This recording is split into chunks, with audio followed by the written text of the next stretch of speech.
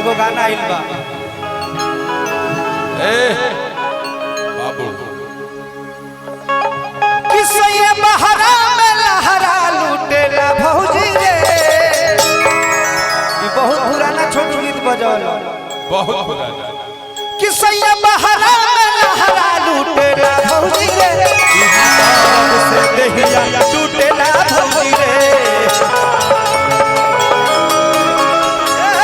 दर्द से दहिया टूटेला भौजी रे। किसैया बहरा में लहरा लूटेला भौजी रे। किसैया बहरा में लहरा लूटेला भौजी रे। दहिया दर्द से दहिया टूटेला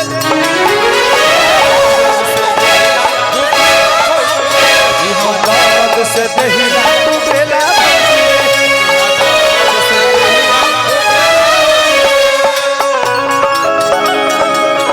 तू चीज बड़ी है मस्त मस्त तू चीज बड़ी है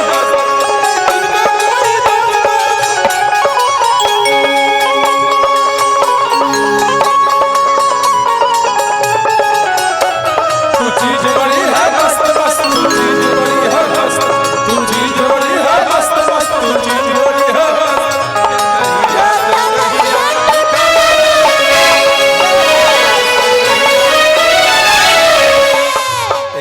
भैया रुक नया नया गाना ढेर आइल बा। ए धर्मेंद्र एगो गाना नया नया बड़ा ए घड़ी चलता।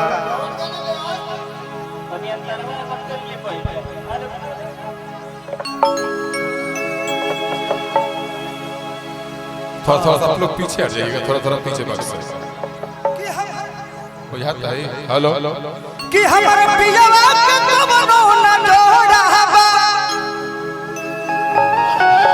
कि सब गुण से भरल थोड़ा थोड़ा बा।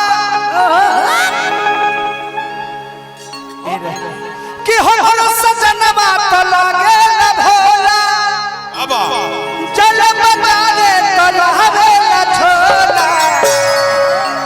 अरे तो पतरे बलमुआ में रस बड़ा होला। पतरे बलमुआ में रस बड़ा होला। कि हमर पियवा में कवनो न जोड़ा बा। कि सब गुण से भरल थोड़ा थोड़ा बा। थोड़ा थोड़ा बा। हमर सजनवा तो लागे न भोला।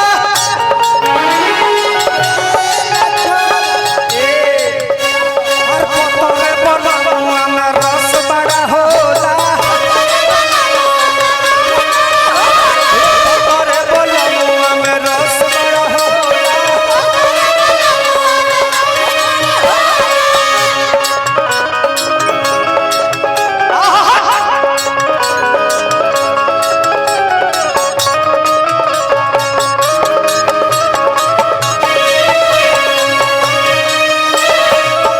ये सखी कि जब मारे प्यार वाला चोट हम तो जानी पलंगिए पलो।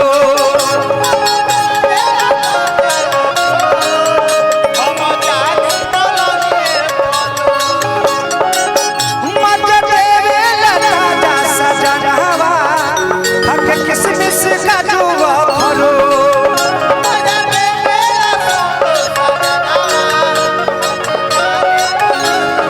कि नहीं देखे लटाई मदिन हो कि